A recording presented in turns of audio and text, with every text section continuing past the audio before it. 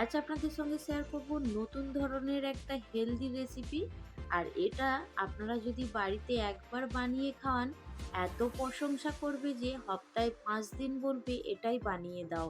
খুবই টেস্টি হয়, আপনারা একবার যদি বানিয়ে দেখেন বুঝতে পারবেন। নমস্কার, কেমন আছেন সবাই? আশা করছি সবাই খুব ভালো আছেন, সুস্থ আছেন। মৌসুমী রকমারি রান্নাতে আপনাদেরকে আবারও একবার অনেক অনেক স্বাগত। প্রতিদিনের মতো আজও একটা দুর্দান্ত রেসিপি নিয়ে চলে এলাম আপনাদের কাছে। খুব সহজ পদ্ধতিতে আপনাদেরকে দেখিয়েছি, আপনাদেরও ভীষণ ভালো লাগবে। অবশ্যই বাড়িতে একবার বানিয়ে দেখবেন। আর যদি বানিয়ে থাকেন তাহলে কমেন্ট করতে একদম ভুলবেন না। আর আজকের রেসিপি দেখে যদি আপনাদের ভালো লাগে তাহলে অবশ্যই একটা লাইক দিয়ে দেবেন। আজকে যারা প্রথম আমার চ্যানেলে ভিজিট করছেন, আপনাদেরকে যদি এই রেসিপির কোনো অংশ ভালো লাগে তাহলে আমার চ্যানেলটা সাবস্ক্রাইব করে আমার পাশে থাকবেন। আর এখানে একটু কেটে দেখিয়ে দিলাম কতটা সুন্দর হয়েছে, দেখতে পেয়েছেন। এবার এইখানে দেখুন আমি একটা পাত্র নিয়েছি, আর তার মধ্যে একটা মিডিয়াম সাইজের কাঁচা আলু নিয়েছি। আর এই কাঁচা আলুটাকে একটা গ্রেটার দিয়ে গ্রেট করে নেব। আর এইখানে দেখুন আমি এইরকম একটা গ্রেটার নিয়েছি, যেটা বড় ছিদ্র আছে।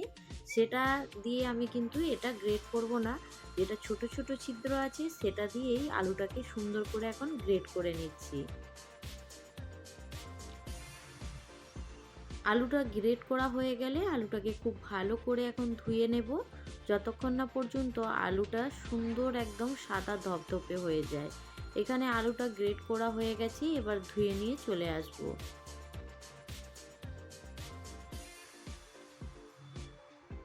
খুবই সিম্পল রেসিপি, দেখলে মনে হবে যে অনেকটা ঝামেলা, কিন্তু কোনো রকম ঝামেলা নেই, আপনারা কিন্তু দেখলেই বুঝতে পারবেন। আলুটাকে খুব ভালো করে ধুয়ে নিয়েছি। এবার একটা ডিম নিয়েছি, ডিমটাকে আলুর মধ্যে ভেঙে দিয়ে দেব।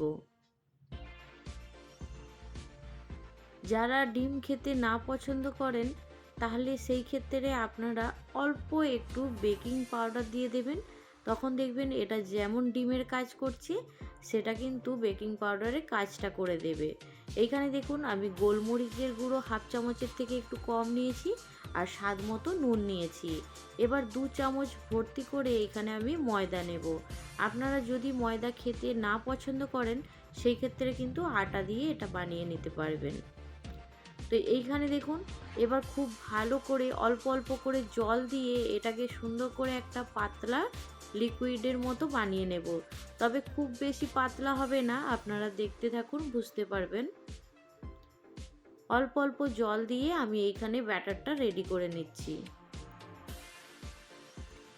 এইখানে দেখুন বন্ধুরা, আমার ব্যাটারটা কিন্তু রেডি করা হয়ে গেছে। একটু চামচ দিয়ে তুলে দেখিয়ে দিচ্ছি। তো এইখানে এখন আমি 10 মিনিটের জন্য এটা ঢাকা দিয়ে রেখে দেব, তাহলে আলুটা একটু নরম হয়ে যাবে, কাঁচা আলু যেটা আছে সেটা নরম হয়ে যাবে। এবার এইখানে দেখুন আমি একটা প্লেটের মধ্যে কিছুটা পরিমাণে পেঁয়াজ কুচি, শিমলা মির্চি আর তার সঙ্গে নিয়েছি রসুন কুচি। এবার এইখানে একটা ব্ল্যাক অ্যান্ড হোয়াইট কড়া নিয়েছি। হয়তো অনেকে বলবে যে কড়াটা পরিষ্কার না, তো কড়ার ওপরের দিকটা কালো, মাঝখানটা কিন্তু সুন্দর পরিষ্কার একদম। এবার এই কড়ার মধ্যে দিয়ে দিলাম পরিমাণ মতো তেল। তবে এখানে আমি 2 চামচের মতো তেল নিয়েছি, আর তেলটা সুন্দর করে গরম করে নিয়েছি। তারপরে পেঁয়াজ কুচিটা তেলের মধ্যে দিয়ে দেব, আর দিয়ে পেঁয়াজটাকে একটু ভেজে নেব। এটা আমি একটা স্টাফিং বানিয়ে নিচ্ছি।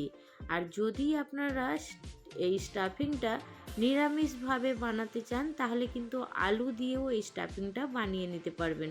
তার সঙ্গে কিছুটা সবজি দেবেন, যেটা আপনাদের পছন্দ হবে সেই রকম সবজি দিয়েও এটা বানাতে পারবেন। আর এইখানে দেখুন পেঁয়াজ আর রসুনটাকে এখন খুব ভালো করে ভেজে নিচ্ছি। পেঁয়াজটা যখন একটু ভাজা হয়ে যাবে তারপরে কিন্তু এর মধ্যে রসুনটা দিতে হবে। আর রসুন আর পেঁয়াজটা যখন একটু ভাজা হয়ে যাবে, এবার দিয়ে দেব ঝালের জন্য কিছুটা পরিমাণে কাঁচা লঙ্কা, আর তার সঙ্গে দেখুন দিয়ে দিলাম শিমলা মির্চিটা। এবার খুব ভালো করে একটু নাড়াচাড়া করে নিচ্ছি।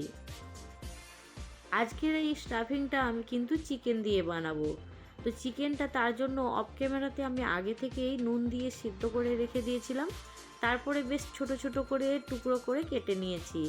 এইখানে দেখুন এবার এই পেঁয়াজের সঙ্গে অল্প একটু নুন দিয়েছি, নুন দিয়ে খুব ভালো করে নাড়াচাড়া করে নিচ্ছি। বন্ধুদের কাছে একটা ছোট্ট রিকোয়েস্ট করব, বাড়িতে অবশ্যই একবার এইভাবে বানিয়ে দেখুন, খুব ভালো লাগে খেতে। তবে একটা খেলে মন ভরবে না, এত টেস্টি আপনারা বানালে বুঝতে পারবেন। তো এইখানে পেঁয়াজ টেঁয়াজ সব কিছু ভাজা হয়ে গেছে। আর দেখুন, আমি বললাম চিকেনটা আগে থেকেই আমি রেডি করে রেখেছিলাম আর সুন্দর করে একদম ছোট ছোট কেটে রেখেছি। এইখানে পেঁয়াজটার সঙ্গে এবার দিয়ে দেব এই সেদ্ধ করা চিকেনটা। আর আপনাদেরকে যা আমি আগে বললাম, যদি চিকেন দিয়ে পছন্দ না হয় সেই ক্ষেত্রে এই আলু আর সবজি দিয়েও এটা স্টাফিংটা বানিয়ে নিতে পারবেন। তো এবার এই পেঁয়াজের সঙ্গে চিকেনটাকে একটু নাড়াচাড়া করে নেওয়ার পরে এবার এইখানে আমি দিয়ে দেব 3 চামচের মতো টমেটো কেচাপ।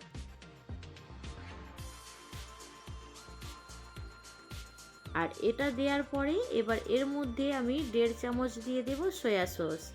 আর কোনো রকম মশলা এর মধ্যে দেব না। এটা এত টেস্টি হয়, আপনারা বানালে বুঝতে পারবেন। এবার খুব ভালো করে এখন মিশিয়ে নিচ্ছি, তারপরে গ্যাসের ফ্লেমটাকে বন্ধ করে দেব। এর মধ্যে শুধু দেব একটু ধনেপাতা কুচি। এখানে দেখুন ফ্রেশ ধনেপাতা নিয়ে নিয়েছি। এবার এর মধ্যে খুব ভালো করে মিশিয়ে নিয়ে গ্যাসের ফ্লেমটাকে বন্ধ করে দেব। এই স্টাফিংটা খেতে এত অপূর্ব হয়েছিল, আপনাদেরকে বলে বোঝাতে পারবো না। তবে সত্যি কিন্তু স্টাফিংটা দারুণ হয়েছিল। এবার দেখুন, এইখানে আমি যে আলু ময়দাটা রেডি করে রেখেছিলাম সেইখানে চলে এলাম। আর এইখানে কিন্তু সব কিছু আগে থেকে খুব ভালো করে মেশানো আছে। তবে শুধু এর মধ্যে একটু ধনেপাতা কুচি দিয়ে খুব ভালো করে আরেকবার মিশিয়ে নিচ্ছি। আর এই ব্যাটারটা একদম রেডি হয়ে গেছে। আর গ্যাস অন করে আগে থেকে আমি একটা দেখুন প্যান গরম করার জন্য রেখে দিয়েছিলাম। এর মধ্যে এবার অল্প পরিমাণে একটু তেল দিয়ে দেব। তেল দিয়ে তারপরে এই যে ব্যাটারটা রেডি করে রেখেছি সেটাকে এখানে 1.5 চামচের মতো দিয়ে দেব। তেলের ওপর দিয়ে ব্যাটারটা দেওয়ার পরে এটাকে খুব ভালো করে একটু ছড়িয়ে দেব। তারপরে সুন্দর করে একটা গোল শেপ দিয়ে দেব। তো দেখতে পেয়েছেন কতটা ইজি। আর এটা কিন্তু যে কেউ বানিয়ে নিতে পারবে। তো এইখানে এবার ওপর থেকে একটা ঢাকা দিয়ে দিয়েছি।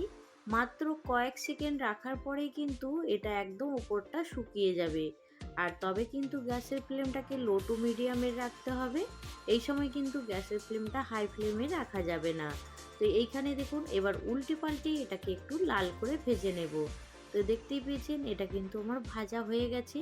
আর উল্টে পাল্টে ভেজে নেওয়ার পরে কতটা সুন্দর লাগছে।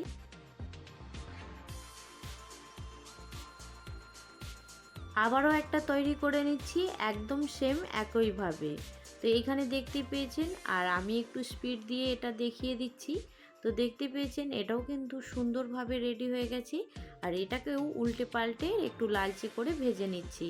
আর ভেজে নেওয়ার পরে কিন্তু এটা যখন একটু হালকা ঠান্ডা হয়ে যাবে তখন কিন্তু বেশ সুন্দর নরম তুলতুলে হয়ে যাবে। আপনাদের মনে হবে যে এটাকে ফোল্ড করা যাবে না, কিন্তু বেশ সুন্দর লাগবে, এটা ফোল্ডও হয়ে যাবে। আর এই যে সাইডগুলো কাটছি, আপনাদেরকে একটা কথা বলি, এই সাইডগুলো কাটার পরে আমি একটু খেয়ে দেখছিলাম, সত্যি কিন্তু ভীষণ সুন্দর লাগছিল। যদি স্টাফিং না দিয়েও খেতে ইচ্ছে যায় এইভাবে, আপনারা কিন্তু এইভাবেও খেতে পারবেন বিনা স্টাফিংয়ে, সেটাও কিন্তু বেশ সুন্দর লাগছিল। তো এইখানে দেখুন আমি চিকেনের স্টাফিংটা দেওয়ার পরে আর দুটো সাইড কেটে দিয়েছি, দেখতে পেয়েছেন, সুন্দর করে মোড়ার জন্য। এবার চিকেনটা এর মধ্যে দিয়ে তারপর ওপর থেকে একটু মজারেলা চিজ দিয়ে দিয়েছি। বাচ্চারা তো ভীষণ পছন্দ করবে, বাচ্চা কেন বড়রাও ভীষণ পছন্দ করবে। একদম নতুন ধরনের একটা নাস্তা। আর দেখতে পেয়েছেন এটা কিন্তু আমি একটা রেডি করে নিয়েছি। তো আরও একটা এইভাবেই রেডি করে নেব। এখানে দেখুন আগে থেকে সাইডগুলো কেটে নিয়েছি, আপনাদেরকে বললাম না, সাইডগুলো কাটার পরে আমি একটু খেয়ে দেখছিলাম, সত্যি কিন্তু খুব টেস্টি। তো আপনারা অবশ্যই একবার আমার কথা মতো বানিয়ে দেখুন, ভীষণ ভালো লাগবে আপনাদেরও। তো এটাকেও আমি খুব ভালো করে এখন রেডি করে নিচ্ছি। আজকের এই রেসিপি দেখে আপনাদের যদি ভালো লাগে তাহলে একটা কমেন্ট করে জানাবেন আপনারা কোথা থেকে দেখছেন আর আমার রেসিপিগুলো আপনাদের কেমন লাগলো।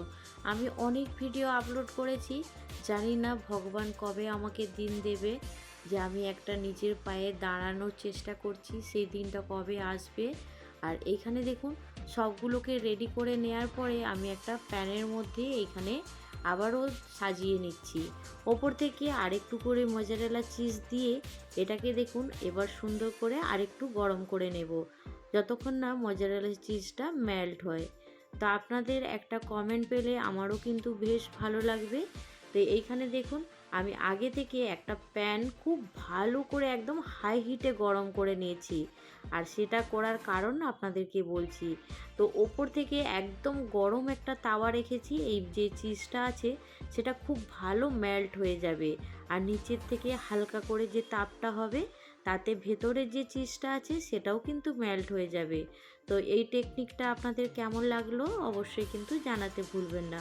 আমি কিন্তু সবগুলোকে রেডি করে নিয়েছি, ওপর থেকে হালকা করে একটু ধনেপাতা দিয়ে দিয়েছি, আর দেখতেও কিন্তু ভীষণ সুন্দর লাগছে। আজকের রেসিপি এইখানেই শেষ করছি। পরবর্তী রেসিপি নিয়ে খুব তাড়াতাড়ি আরও একটা নতুন ভিডিওর সঙ্গে দেখা হবে। সবাই ভালো থাকবেন, সুস্থ থাকবেন, বাই।